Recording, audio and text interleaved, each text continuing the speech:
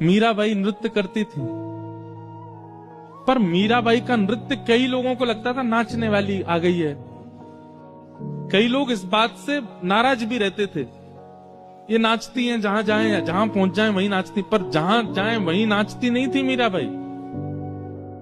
ठाकुर जी का रूप देख करके मीराबाई की स्थिति जब अपने आपे से बाहर हो जाती थी, जब अपने वश में उनका तन नहीं रहता था, तो नृत्य होता था उनसे। एक बार मीराबाई नृत्य कर रही थी, सब लोग दूर दूर हो गए थोड़े। कुछ लोगों को तो प्रेम समझ में आता था मीराबाई का, पर कुछ लोगों को नहीं आता था, दूर दूर हो गए। ये देखो जहां चाहती मैं नाचने लग जाती, ऐसा बोलने लगे लोग।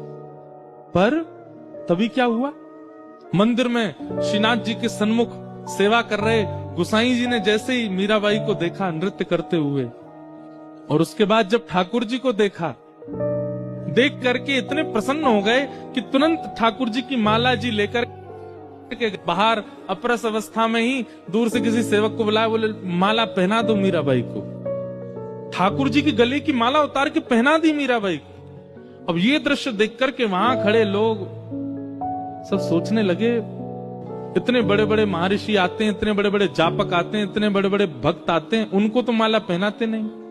वो नाचने वाली आ गई, उसको देखो कैसे माला पहना दिया। गुसाई जी बोले, बहुत ध्यान से सुनना, गुसाई जी क्या कहते हैं।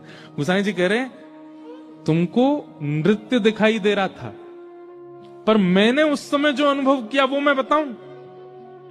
बोले मीरा जब नृत्य कर रही थी ना ठाकुर जी के आगे, उस समय मैंने मीरा को देखा, और मीरा को देखने के बाद जब मैंने ठाकुर जी को देखा, तो प्रसन्न मुद्रा में ठाकुर जी के दांत दिखाई दे रहे थे, इतने प्रसन्न हो रहे थे। ठाकुर जी के गाल ऐसे गोल गोल हो गए थे, नेत्र जो सदा नीचे रहते हैं वो ऊपर की ओर मीरा को देखने लगे थे।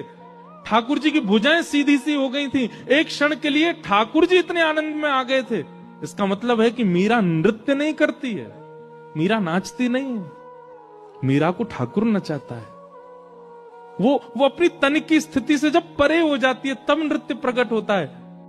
और भैया दुनिया का नृत्य तो जनों को प्रसन्न करता होगा, पर जिसका नृत्य ठाकुर को प्रसन्न करे उसको तो ठाकुर जी की माला क्या ठाकुर जी को ही प्रदान कर देना चाहिए।